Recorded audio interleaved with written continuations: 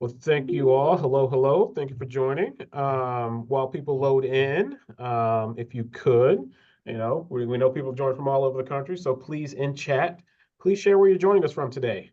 Myself, I'm in Boston, Massachusetts, to celebrating the recent win last night.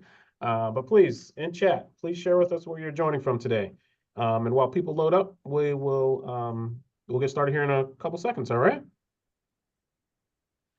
Yay, Celtics. I saw that. I saw Derry, New Hampshire, I think. The Villages in Florida. Awesome, awesome, awesome. Well, while this continues to load up and folks continue to share where they're from, I will go ahead and get us started in our intro.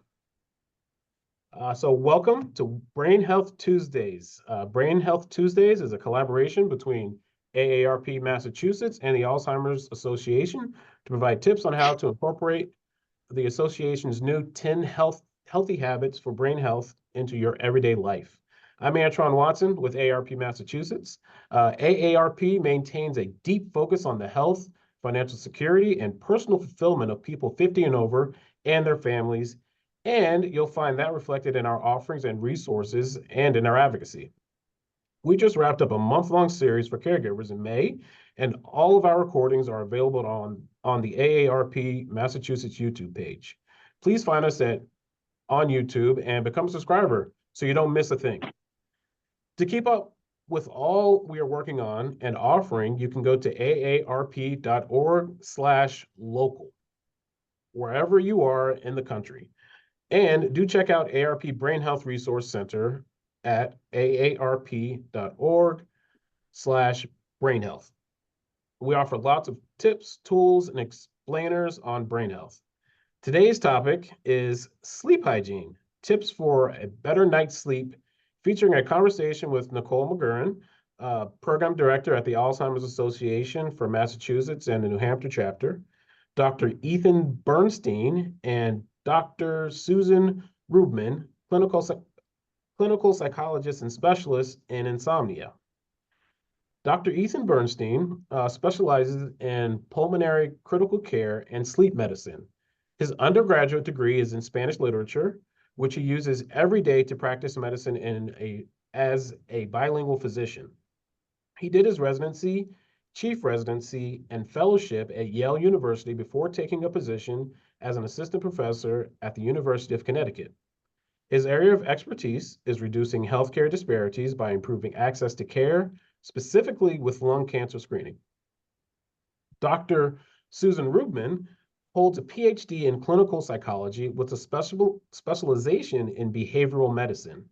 She is a diplomate of the Board of Behavioral Sleep Medicine and certified in behavioral sleep medicine from the American Academy of Sleep Medicine.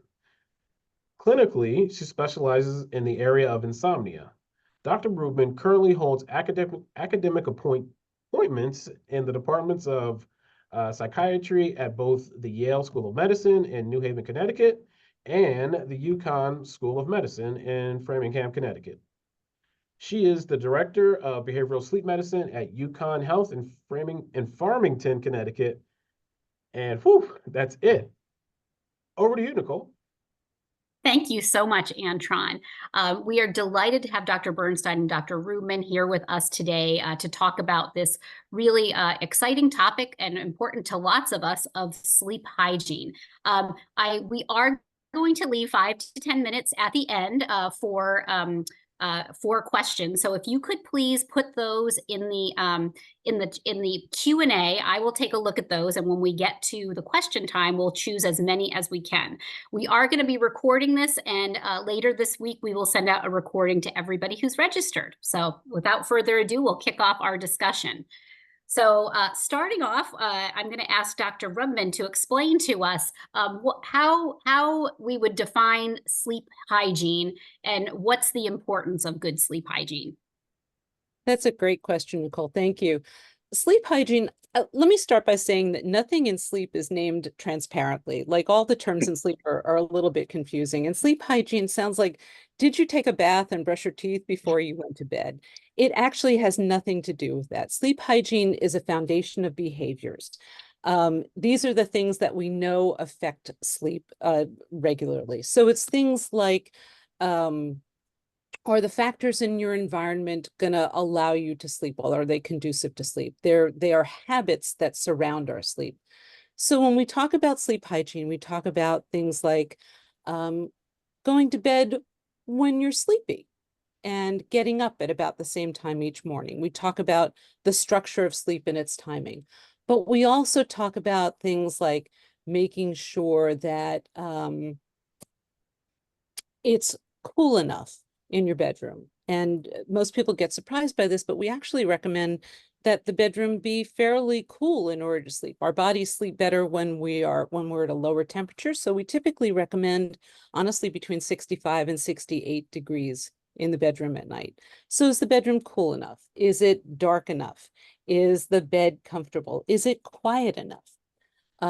We talk about things like caffeine consumption when we talk about sleep hygiene. We talk about keeping pets off the bed if we can arrange that. Sometimes people feel more comfortable if their pets are on the bed, but if the animals are disruptive to sleep, then it makes sense to remove them. So sleep hygiene is the foundation and setting the stage for a good night's sleep. Thank you for that explanation, because I think you're right. I think that's not necessarily it comes to mind to people when they hear that.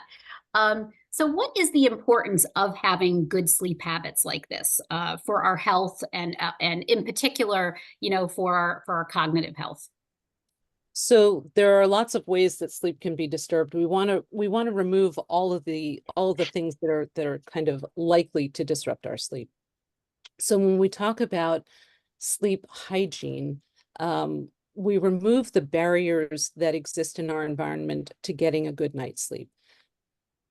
We know that that sleep overall is important for health, and that we know that sleep is important for memory consolidation. It's important for our ability to pay attention. We learn better when we get a good night's sleep.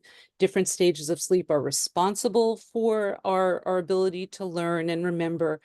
And in terms of sleep hygiene being important for brain health, when we get a better night's sleep, our mood is better, we're better able to regulate our emotions, we are better able to attend and concentrate. When we can attend and concentrate, information is more likely to go into our brains. If it doesn't go in, we can't remember and can't pull it back out. So sleep affects our brain health in terms of both our psychological functioning and our medical functioning. So, are there specific, medical conditions that poor sleep can have an impact on? Are there specific medical conditions that poor sleep can have an impact on? Yeah, I mean, that's a fairly general question, but we know that when sleep is disrupted, for example, complaints of pain are exacerbated. The pain level may be the same, but our reports of the experience are worse. We know that medication adherence can be impacted by poor sleep or disrupted sleep schedules. In terms of specific disease entities, we know that sometimes if somebody has a seizure disorder, seizures can be affected by highly disrupted sleep. There is some data to suggest that blood glucose management can be affected by disrupted sleep schedules. Sleep really cuts across all lines because it impacts our function on a daily basis. So Yeah. there aren't specific diseases that are caused by lack of sleep, but they make our symptoms worse and they make us feel worse. Yeah, that makes a lot of sense. And to get a sense of how broad the impact of your sleep, whether good or bad, can be. So another area I know that there's sometimes confusion or misconceptions around is how much sleep people need, and in particular, how much sleep older adults need. Could you speak to that, Dr. Bernstein? Yeah, of course. Thanks for the question, Nicole. And thanks to Antron for the introduction as well. And I think that is one of those questions that we get all the time in clinic. How do I know that I'm getting enough sleep? What is enough sleep? And first and foremost, I think I want to, go back to something that Dr. Rubman has highlighted already, which is that sleep quality is incredibly important, and not just the quantity itself. Of course, you need to get sufficient hours of sleep, but the quality of the sleep that you're getting during that time is just as important, if not more important. Um, and to kind of begin to characterize how much is enough, the first thing to think about is what you mentioned, older adults. And in particular, just adults in general versus children. Sleeping patterns and sleeping requirements for children are very different. For adults, though, if you have to say, how many hours is enough hours of sleep, we generally say 7 hours of sleep, provided that that sleep, as we've mentioned, is good quality sleep. Now, as you mentioned, older adults themselves do not necessarily need fewer hours of sleep. They have changes in their sleep patterns. And a normal amount of sleep, 7 hours is enough, but most patients will need somewhere between 7 to 9 hours of sleep. There are, of course, certain conditions where you might expect patients to need more than 9 hours. So if you've been, sleep deprived for several nights in a row or chronically, eventually you may need to catch up to get more hours. And then, in addition, certain things that might make sense during illness, during pregnancy, for example. But in general, sleep quality, incredibly important. And if we have to put a number down, then 7 to 9 hours of good quality sleep is ideal. Yeah. And speaking of that good quality sleep, what makes good quality sleep? Oh, wow. So there are so many different things that go into that. But, what I will say is that kind of your barometer that is simple is just, do you have enough energy during a day to complete your regular daily activities? And certainly good sleep, and I think that Dr. Rubin will agree with me on this, is consistent sleep. In fact, wondering if you have any comments on that as well, Dr. Rubin. In terms of consistent sleep, yes, we largely function better when we're sleeping at approximately the same time each day, not varying our sleep schedule wildly. Although for some folks, and I saw that there's a question in the chat about shift work. For some folks, our sleep schedule is going to vary, and that's a whole other topic. But as much as we can keep our sleep schedule consistent, relatively consistent, that's going to increase our sleep quality.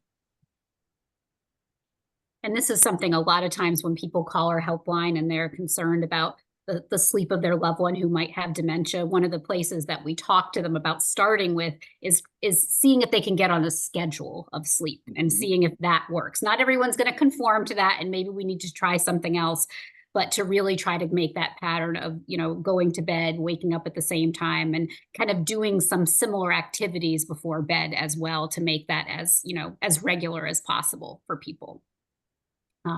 That makes a lot of sense. So Dr. Rubin, can you talk a little bit to what some of the most common causes of sleep disturbances are? Sure, that's a great question. I think if we think about the causes of sleep disturbances, we can separate it into two categories. There are extrinsic things, or things that are outside of our bodies that are likely to disturb our sleep, and then there are intrinsic factors. So extrinsic factors outside of our body are things in the environment. Are we sleeping next to an airport or a train station?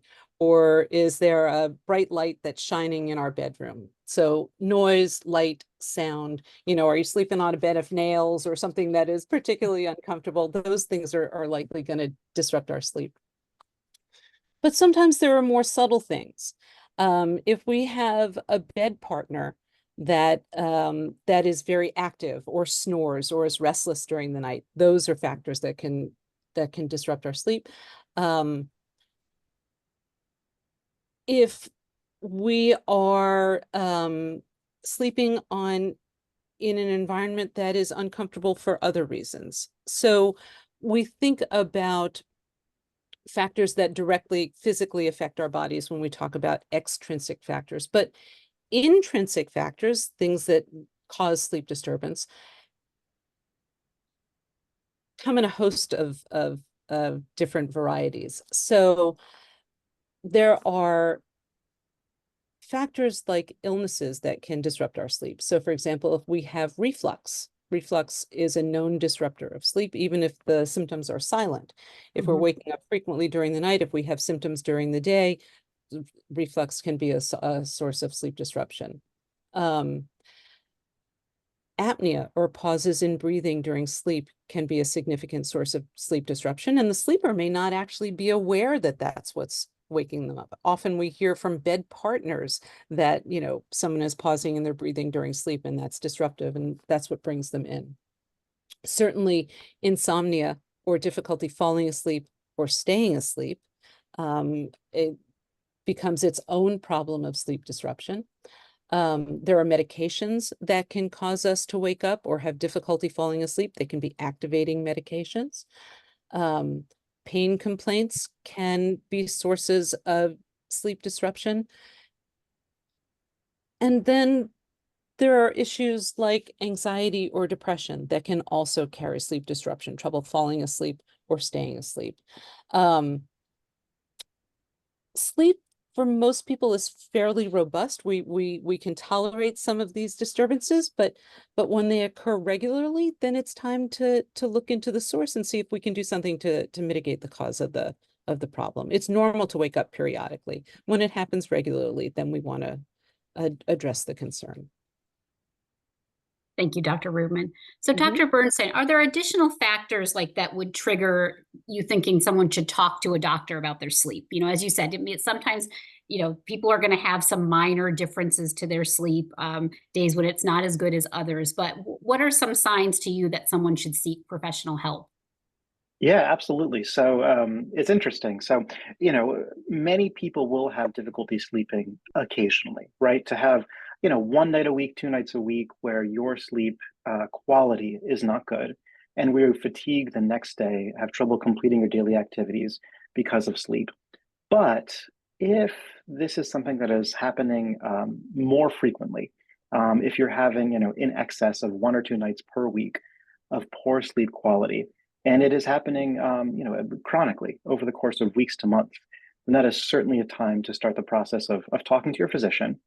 And oftentimes, a primary care physician will be able to do some troubleshooting, some triaging, and make some recommendations.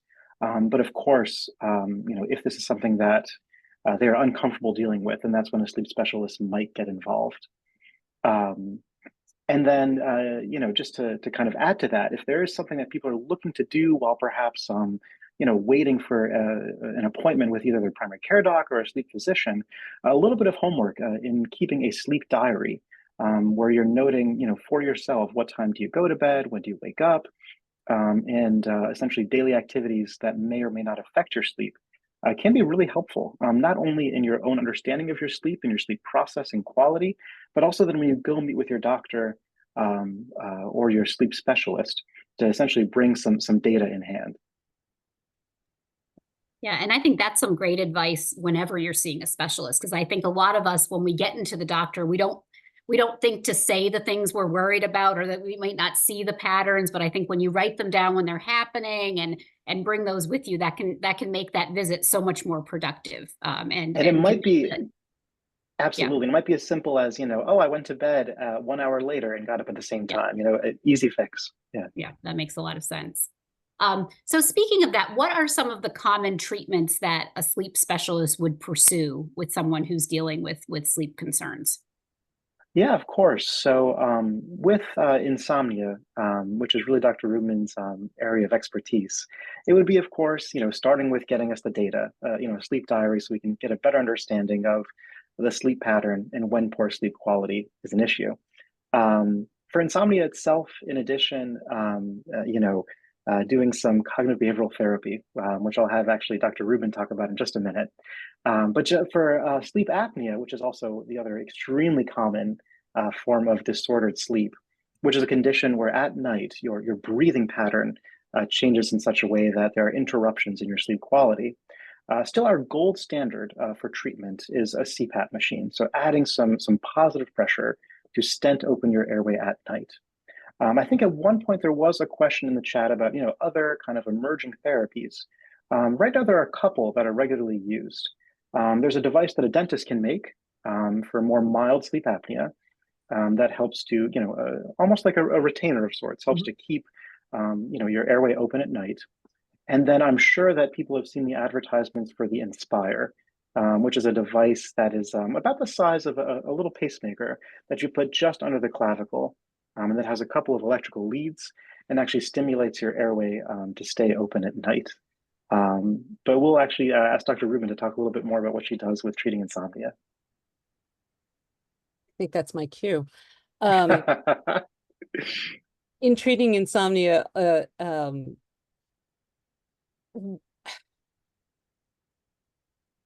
it's the most common sleep disorder that exists, and really fully 1/3 of all Americans will experience difficulty with sleep at some point in their lives. So it's good to know that there are safe and effective treatments for insomnia. There is, as Dr. Bernstein mentioned, there's something called cognitive behavioral therapy, which is the standard of care for insomnia for most people. There are certainly pharmacologic interventions for insomnia, and those are really typically best designed for short-term intervention, but for long-term management of insomnia, we rely on behavior unless there are factors which don't allow people to participate in cognitive behavioral therapy. But what CBT does is manages the behaviors that are associated with difficulty with sleep. So there are lots of ways that people come to have insomnia, but there's only one way that insomnia is maintained, and that is by habit. We have learned over time, because people have difficulty with sleep, they have learned to sleep poorly in their beds, in their bedrooms. And that sounds kind of funny. Like, how would somebody learn to sleep poorly in their bedroom? Well, because when people have trouble with sleep, it happens relatively regularly. They get a lot of practice at sleeping poorly. And the bed and the bedroom over time just become associated with tossing and turning rather than sedation or relaxation or just pleasant experiences in their bedroom. And when somebody has trouble with sleep for a really long time, just the act of thinking about going to bed becomes frustrating or arousal producing, and those factors then interfere with sleep. And so what cognitive behavioral therapy does is it helps to retrain sleeping in the bedroom. And we do that with a couple of simple rules. Most people have heard these rules before. By the time they come to a sleep specialist, they've tried everything that they can think of, and most people think that they have an idea of what to do.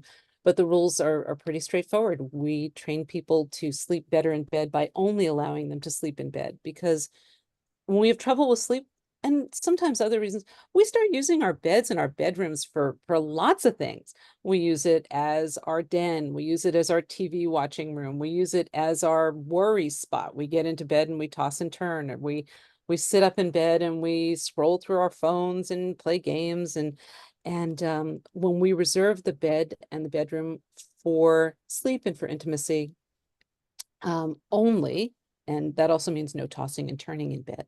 When we reserve the bed in the bedroom for sleep, our bodies relearn how to sleep in bed. This is typically something that is, it takes a little while to be effective. It takes a couple of weeks of practicing using the bed in the bedroom only for sleep in a very specific way before it becomes effective. There's a lot of literature on how to manage insomnia for yourself. There are a couple of really good books out. I think the latest one is Hello Sleep, but there's Say Goodnight to Insomnia, and there are apps available also. There's a really good one called the CBTI Coach, which is put out by the Veterans Administration. And these are great ways for folks to start their journey on cognitive behavioral therapy for insomnia. If folks have consistent difficulty with it, and I'm sure we're going to get to this in a few minutes, but if folks have consistent difficulty with sleep, there are sleep specialists whose only job, like mine, is to work in the area of insomnia and help folks apply these behavioral strategies a little bit more effectively. I realize this is a long-winded answer. I know that Most people have heard the idea that if you're not sleeping, get out of bed and go do something else until you're sleepy and then go back to sleep. The trick becomes, what do you do when you're out of bed? So the keys are, do something that you can put down at any time, something that you don't have to finish, something that's not anxiety provoking, something that isn't really exciting and stimulating. It's probably not the time to read a fabulous novel that you've wanted to read, because that's going to keep you up. Yep. So, but there is absolutely help available for folks who have consistent difficulty with sleep. Thank you, Dr. Rubman. And that answered a few questions in the chat too about the kind of demystifying cognitive behavioral therapy for people. So thank you for that. I'm going to shift to some of the questions we've been getting in the chat and in the Q&A. And one of those was around, and I know this is a common one that comes up, is around caffeine and sleep. What the impact of caffeine is on sleep, and if people are concerned about that, how should they handle their caffeine intake? So whichever one of you wants to jump on that one is fine. Can I jump in? Dr. Bernstein, do you have a preference? All right.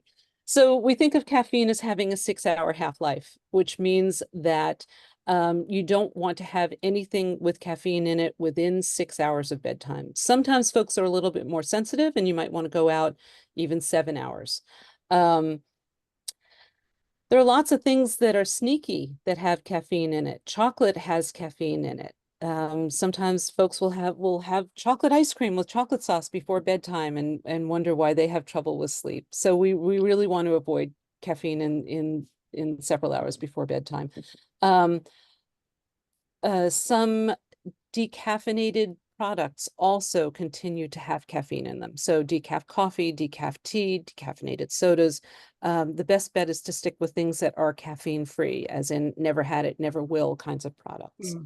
The flip side of caffeine, though, is that we can use caffeine to our advantage.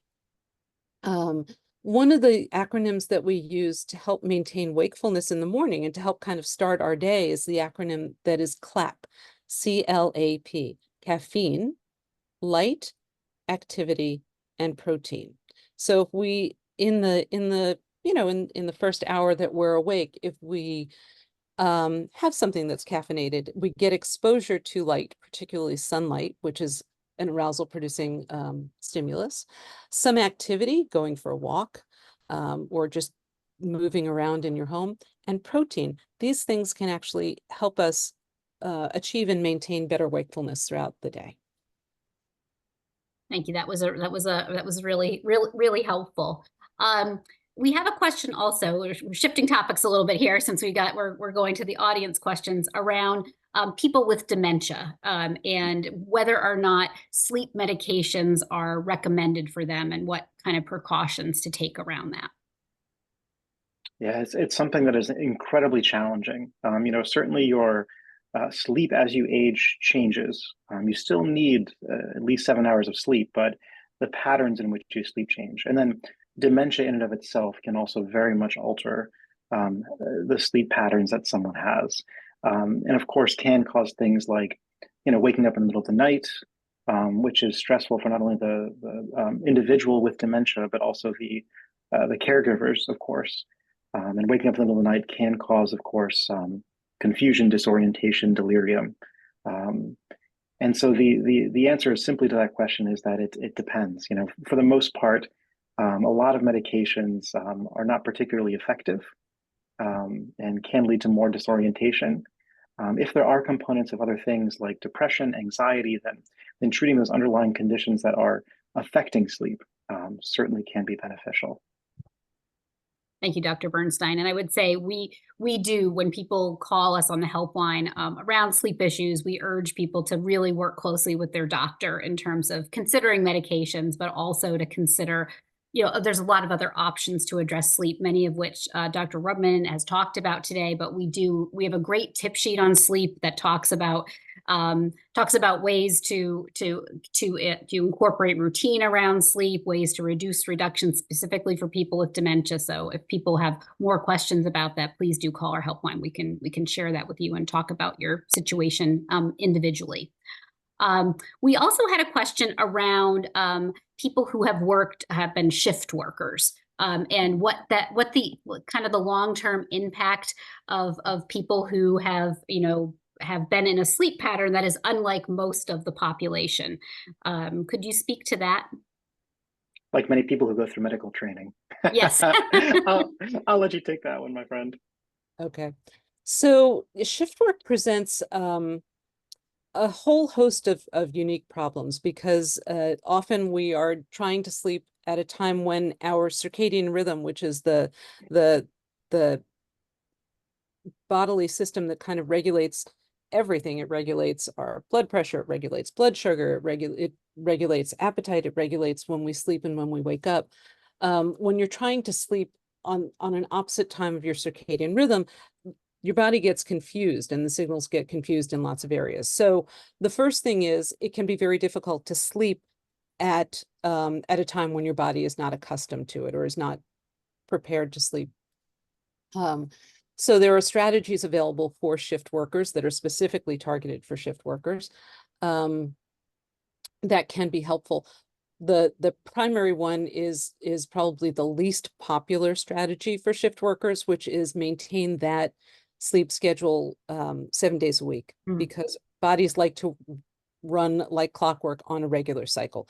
That's I mean, there's a large acknowledgement that that's difficult to do. And in fact, sometimes shift workers can't do that because their shifts change. So that's the first thing to help shift workers. Melatonin is sometimes an appropriate medication to use for shift worker because it is a circadian rhythm regulator. But that's something that gets designed specifically for a person's shift. Similarly, sedative hypnotic medications can be used for shift workers to help manage circadian rhythm concerns.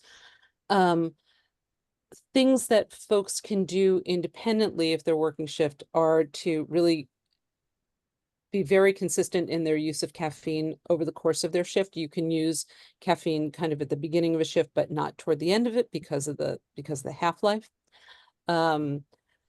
If someone is working third shift, it's important to manage exposure to sunlight on your ride home because sunlight is, we call it a Zeitgeber, which is a time giver. It is a very strong alerting signal to your brain. And so shift workers should wear dark glasses and limit exposure to light when they go home. As much as you can, make your room dark and quiet, shut off access to phones and electronic devices when you're trying to sleep, really kind of carve out a time that is preserved for sleep. What we also ask shift workers to do, and this is hard to do also, is overlap on their days off sometime that they're sleeping with their work days. So if you're sleeping from, maybe 10 o'clock in the morning until 6 o'clock at night, on your days off, you want to have an overlap in that period of the time that you're sleeping when you're sleeping on work days. Your body wants to sleep at the same time each day, and sometimes that's not possible, but that's what we ask folks to do. It's a challenging situation. Yeah, it's challenging, but most of the people doing that are doing such essential work too, as Absolutely. well. So Absolutely. Definitely. Absolutely. All right, well, I'm going to ask one more question from the audience, and then we're going to wrap up with some top takeaways. So a question that we frequently get, or maybe there's some discrepancy around, is around the issue of napping and whether napping is a good thing, for people who are having sleep issues. Yeah, and it's a good question, probably a hot topic too, because I think most people love to nap, and I am guilty of that as well. So we'll say that if you've gotten insufficient sleep the night before, that a nap can help improve your day, your performance at whatever it is that you do during the day, but within certain parameters. And with that, the goal really is to not get into deep sleep. So to have about 20 or 30 minutes set aside for a nap, and to make sure that you're setting an alarm or someone to wake you up. so that you don't sleep for longer. And that's just because if you cycle through fewer sleep stages by taking a short nap, then you will wake up feeling more refreshed. And we do usually recommend that if you're going to be taking a nap, that it is not too close to when you're planning to initiate sleep for the night. So usually a good 8 hours or so before you're planning to sleep, for the evening. Kind of that perfect time, if you're on sort of a typical quote unquote schedule, would be, what I'm sure many of us have experienced is that post-lunch dip, which is not only because we've had food and in that sort of rest or digest mode, but in addition, from a circadian rhythm standpoint, is a normal time for you to be taking a brief nap. So within those parameters, napping certainly can be beneficial.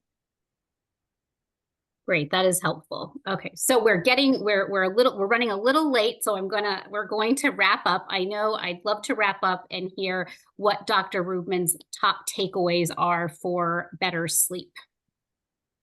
So I'll say 3 things. The first is that sleep is variable, and it's really important to understand that sleep is not going to be the same from night to night, and that's okay.